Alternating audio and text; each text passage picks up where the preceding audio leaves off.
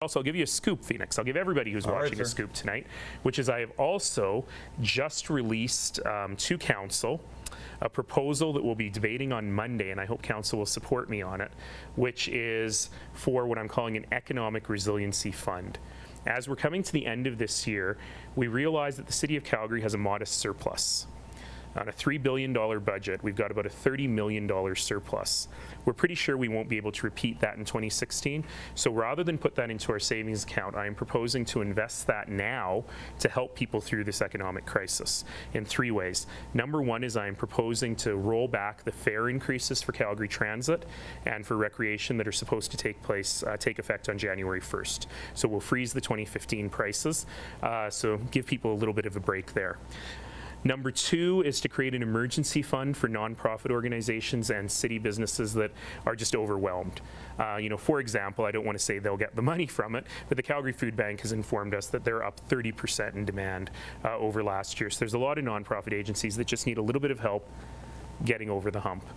So set aside some money for that, and then a big chunk for something we've talked about twice already tonight for affordable housing. Right. Do we know what kind of dollar figure you're talking about? So about $30 million. It'll cost about $10 million to freeze the fares.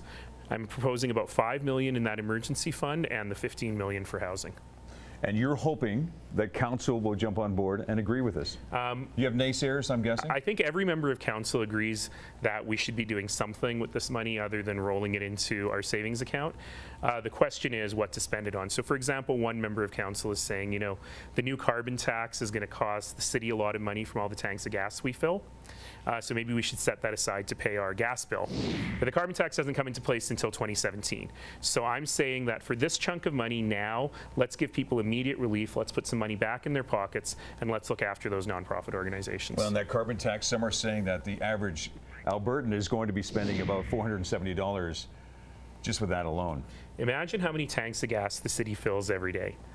Garbage trucks, police cars, buses, street cleaners, and so on.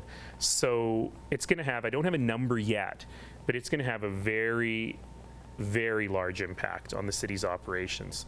So one of the things we have to work with the province on doing, and I don't think they meant to do that. I don't think they thought, oh, if we put this tax on gas, it'll also increase your property taxes. So one of the things we have to talk about is where the revenue they get from the carbon tax goes, and a big chunk of it has to go back to the municipalities to rebate them their costs.